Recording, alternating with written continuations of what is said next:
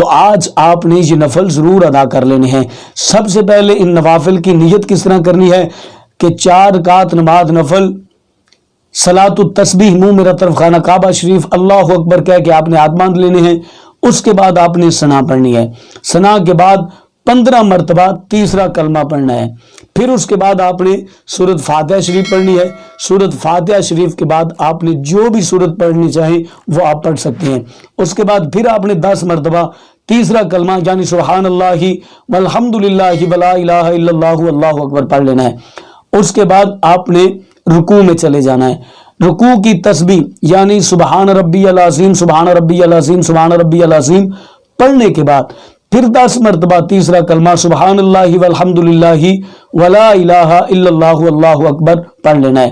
اس کے بعد آپ نے سمیع اللہ لمن حمیدہ ربنا لک الحمد کہہ کر کھڑے ہو جانا ہے، اور پھر آپ نے سجدے میں جانے سے پہلے آپ نے 10 مرتبہ پھر تیسرا کلمہ سبحان اللہ والحمد للہ ولا الہ الا اللہ واللہ اکبر پڑھ لینا ہے۔ اس کے بعد آپ نے سجدے میں چلے جانا ہے۔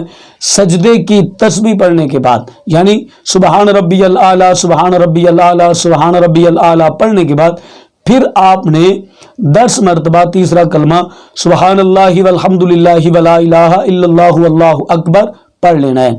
اس کے بعد پھر آپ نے جب دونوں سجدوں کے درمیان بیٹھنا ہے جس کو جلسہ کہا جاتا ہے، تو پھر آپ نے 10 مرتبہ تیسرا کلمہ سبحان اللہ والحمد للہ ولا الہ الا اللہ واللہ اکبر پڑھ لینا ہے۔ اس کے بعد پھر آپ نے دوسرے سجدے میں چلے جانا ہے۔ دوسرے سجدے کی تسبیح سبحان ربی الاعلیٰ سبحان ربی الاعلیٰ سبحان ربی الاعلیٰ پڑھنے کے بعد پھر آپ نے 10 مرتبہ تیسرا کلمہ یعنی سبحان اللہ والحمد للہ ولا الہ الا اللہ واللہ اکبر پڑھ لینا ہے۔ اسی طریقے سے یہ آپ کی ایک رکعت مکمل ہوگی۔ جس طرح آپ نے ایک رکعت مکمل کی ہے اسی طریقے سے آپ نے باقی 3 رکعتیں بھی مکمل کر لینی ہے۔ اور آسان کر دوں کہ جب آپ نے رکعت مکمل کر کے قیام کی حالت میں کھڑے ہونا ہے تو 15 مرتبہ تیسرا کلمہ پڑھنا ہے۔ باقی ہر مقام پر آپ نے 10 مرتبہ تیسرا کلمہ پڑھنا ہے۔ تو یہ ہے وہ نبی پاک صلی اللہ علیہ وسلم کے بتائے ہوئے خاص نفل کہ جن کے بارے رسول اللہ صلی اللہ علیہ وسلم نے ارشاد فرمایا کہ جو شخص بھی یہ نفل ادا کرے گا اس کے تمام گناہ اللہ معاف فرما دے گا۔ تو مجھے امید ہے کہ آج کی میری ویڈیو آپ کو اچھی لگی ہوگی۔